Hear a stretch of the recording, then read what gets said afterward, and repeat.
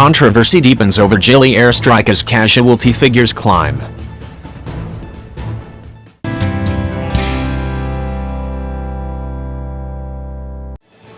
Controversy deepens over Jilli Airstrike as casualty figures climb. Today we received about 21 victims of both blast as well as gunshot wound from a town in between Bibio and Dedam. So most of them sustained various injuries. Though most of the affected areas are the limbs, but some have abdominal injuries, thoracic as well as head injuries.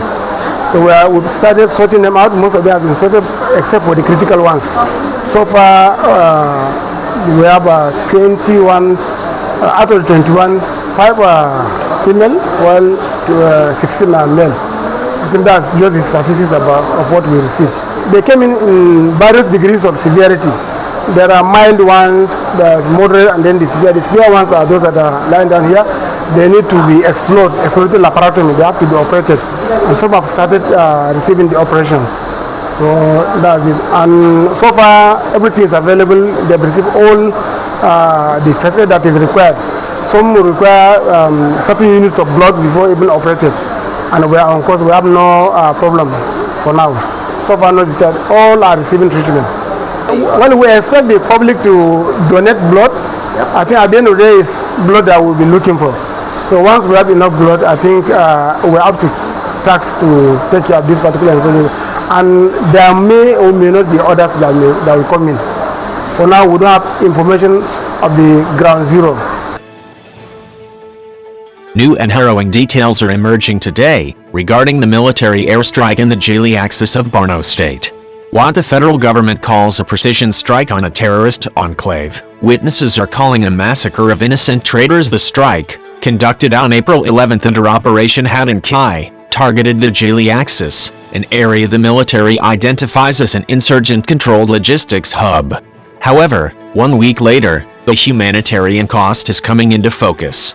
Survivors describe a scene where over 100 people, including a 13-year-old boy and dozens of grain traders, were killed instantly while buying dinner supplies. This incident highlights a terrifying escalation in the north.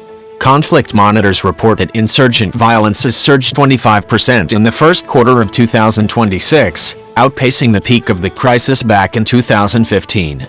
Groups like ISWAP have adapted, using high-speed motorcycle units to vanish into the Sahel, leaving the military to rely on aerial bombardments that increasingly risk civilian lives. Borno Governor Babagana Zulum maintains that Jilli was a closed market and a known hub for Boko Haram, yet Amnesty International is calling it reckless. With Niger's recent withdrawal from the multinational joint task force, our perimeter defenses are fraying, and there are growing fears that ISWAP and Sahel-based militants are now coordinating logistics across our borders. As the government promises an investigation, the families of Jilli are asking for an apology, not just an inquiry. The north is at a breaking point, and the war on terror is increasingly being fought at the expense of those it aims to protect. And that's all we have for you today on Top Accolade News. From breaking headlines across Africa to major developments shaping the world, we remain committed to bringing you accurate, fast, and reliable updates every single time. Stay informed, stay ahead, and stay connected with us for more stories that matter.